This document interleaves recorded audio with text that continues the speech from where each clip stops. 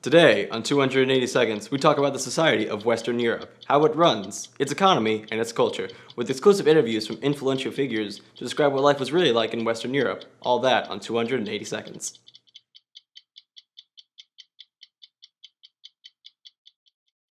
The governmental structure of Western Europe can be best described as a feudal society consisting of fragmented civilizations throughout the Frankish kingdom.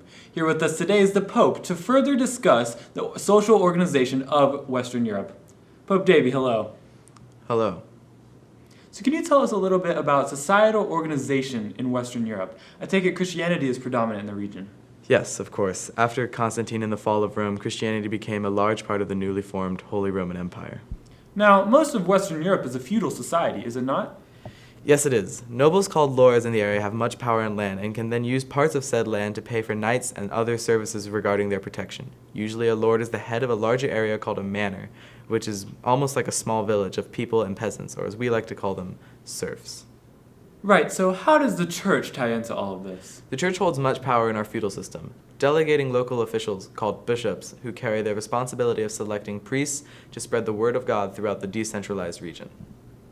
And I take it you're the supreme bishop?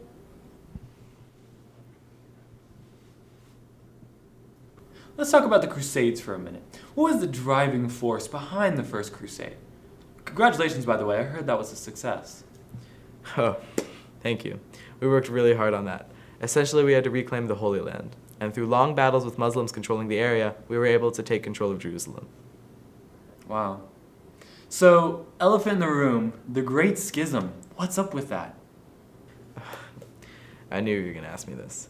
Basically, the church is divided into two factions. Roman Catholic, which is thankfully still consistent through Western Europe, and the Orthodox Church, which now occupies much of Eastern Europe.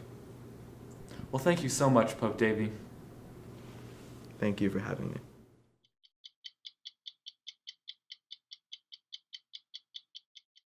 As we now see, many changes are coming to Western Europe, some of which include the recent improvement in commerce due to trade with both Central and East Asian empires, such as Tang China. With me today, I have Marco Polo to help us better understand Western Europe's economy. Marco Polo, welcome. Thank you. Yeah, thanks for having me. So Marco, so you've traveled along the Silk Road and encountered many different cultures and empires. How can you say Western Europe's trade has improved? Yes, well, trade with Asia has overall increased, with products such as silk, textiles, and tea being imported in exchange for goods such as gold, artwork, and alcohol. So what is the result of all this trade?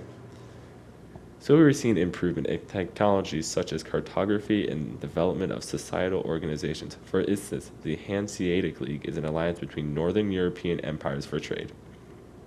So then you would say Western Europe is doing fairly well? But you have heard the allegations that you are in the Dark Ages? Technically right now, yes, but we have some very exciting things coming up, including the Renaissance. In the southern parts of Europe, we are already experiencing it with art and literature. One example would be Dante Alighieri, who I hear is writing a new religious work. We expect to see the northern part of Europe experience the Renaissance by 1400. In fact, throughout the Renaissance, there's a new movement spreading that we call humanism, focusing on individuals rather than God. I'm sure Pope Davy's not going to like that. No. Well, thank you so much for being on with us today. Thank you for having me.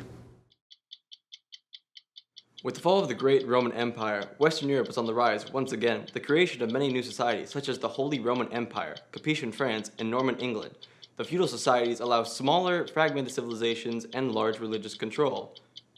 Western Europe has also begun trade with areas of Asia such as Tang China, and has begun building universities for scholars, such as the University of Paris. With all this in mind in the upcoming Renaissance, Western Europe is the place to be.